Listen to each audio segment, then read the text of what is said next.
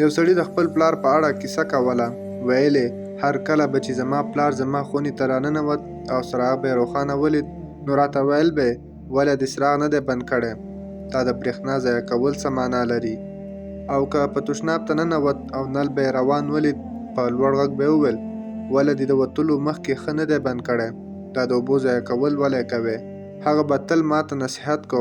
هر وخت به چې مې بېغوري یا غفلت کوو، ملامتولم به یې. په کوچنیو او لویو کارونو به یې راته خبرې کولې. حتی چې ناروغ شو، په بستر پروت شو، بیا یې هم له نصیحت څخه لاس وانخیست.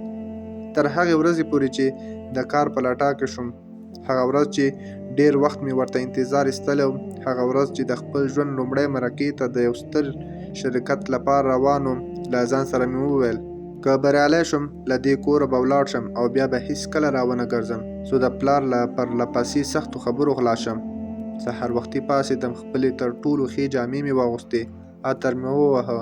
د وتلو په حال کې وم چې ناڅاپه مې یو لاس پر اوږو احساس کړ. شاته مې وکتل، پلار مې و.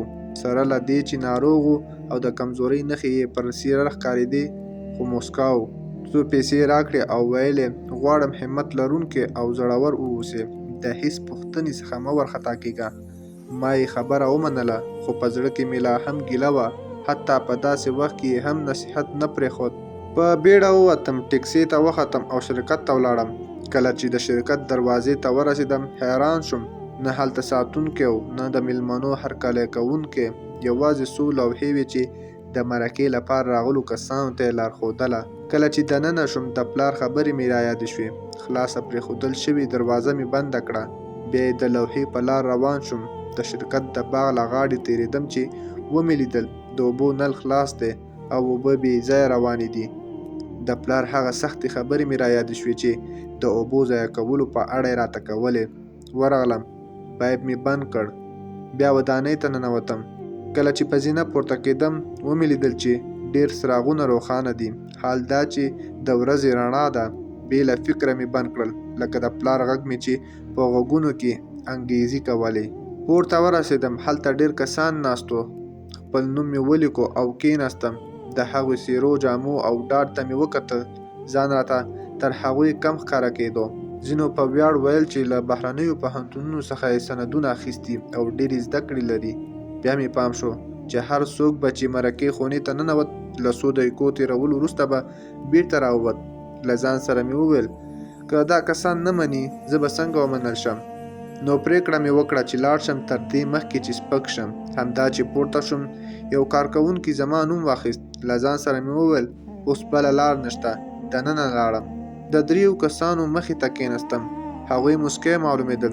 یو یې وپوښتل کله غواړئ کار پیل کړئ؟ حیران شوم. فکر مې وکړ ښایي ټوکې کوي، خو د پلار خبره مې رایاده شوه. باور له لاسه مه ورکوه.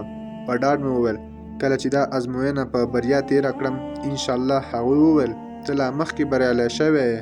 ومې ویل خو تاسې خو هېڅ پوښتنه رانه ونه کړه. دریم کس وویل موږ پوهیږو چې یوازې پوښتنې د انسان شخصیت نشي معلومولی، نو ځکه مو عملي ازموینه برابره کړې وه.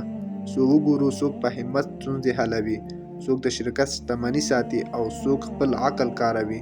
ته یوازینی کس وې چې ټولې هغې ستونزې دې حل کړې چې موږ قصداً ستا پر لاره ایښې وې. موږ هر څه د امنیتي کامرو له لارې څارل. په هماغه شېبه د هغوی څېرې زما له سترګو ورکې شوې. ما کار، مرکه او هر څه مې هېر کړل. یوازې د خپل پلار څېره مې لیدله، هغه څوک چې له بهره سخت ښکاره کېده، خو دننه یې رحم، مینه، پاملرنه او خیرخواهي پرته وه. هماغه ورځ وپوهېدم هغه خبرې چې ما سختې بللې په حقیقت کې زما د راتلونکي لپاره تر ټولو قیمتي درسونه وه. کله کله د پلار سختې د ژوند تر ټولو نرمه مهرباني وي.